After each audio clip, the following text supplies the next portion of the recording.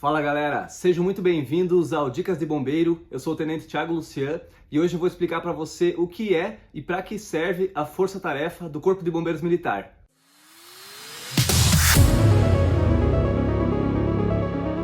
Mas antes disso, já vai lá no Instagram, se inscreve aqui no canal e deixa o teu gostei para dar uma moral pro guerreiro.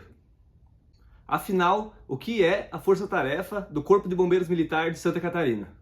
Para que vocês possam entender, eu vou contar um pouco da história da criação da Força-Tarefa. Em 2008, aconteceu um grande desastre natural em Santa Catarina, mais especificamente no Vale do Itajaí, que ficou nacionalmente conhecido por um volume muito grande de chuvas e teve como consequência muitos alagamentos e deslizamentos de encostas. E esses deslizamentos aconteceram em muitas regiões habitadas, deixando 135 mortos e milhares de pessoas desabrigadas. E com todo o caos gerado pelo desastre, muitas fraquezas nossas, como bombeiros militares, ficaram evidenciadas. Embora houvesse muita boa vontade vinda de todo o Brasil, muitas equipes acabavam mais por atrapalhar do que ajudar. Pense comigo, o caos tomando conta, a resposta rápida sendo necessária e ao mesmo tempo chegando equipes de Santa Catarina e de todo o Brasil sem equipamentos para trabalhar, algumas sem ao menos EPIs, sem local para dormir, sem alimentação, resumindo, ampliando o caos. Na época, o grande desastre foi gerenciado da melhor forma com as condições que se tinha, porém, ficou aprendizado.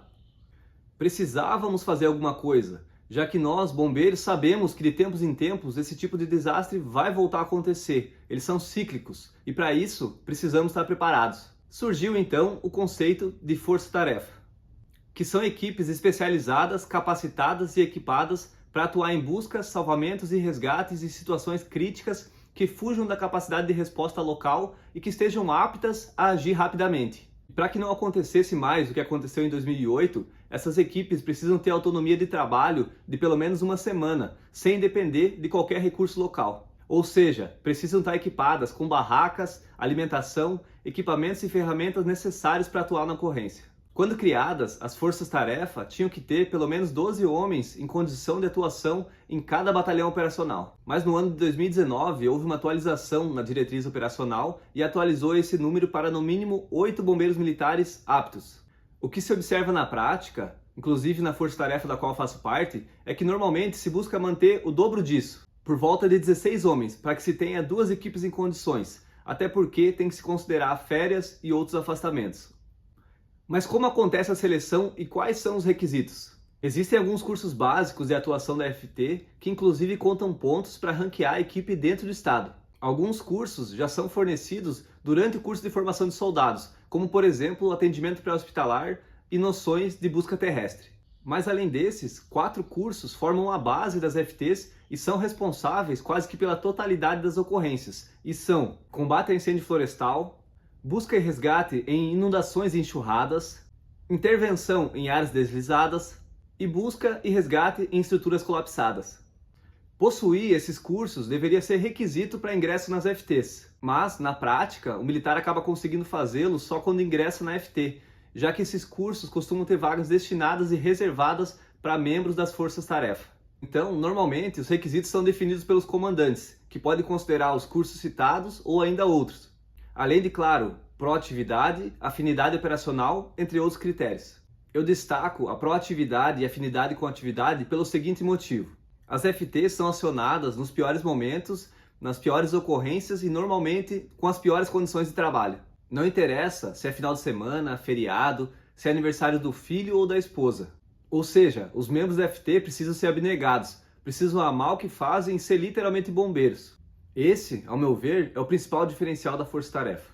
Mas ainda existem outros cursos que pelo menos alguns membros da FT devem possuir, que são Sistema de Comando e Operações, Condutor de Embarcação, Sinotécnicos com cães certificados e Piloto de Aeronave Remotamente Pilotada, que nada mais é do que o piloto de drone. E como ocorre a mobilização? Hoje, com a tecnologia disponível, a maioria dos grandes desastres naturais são previstos com certa antecedência.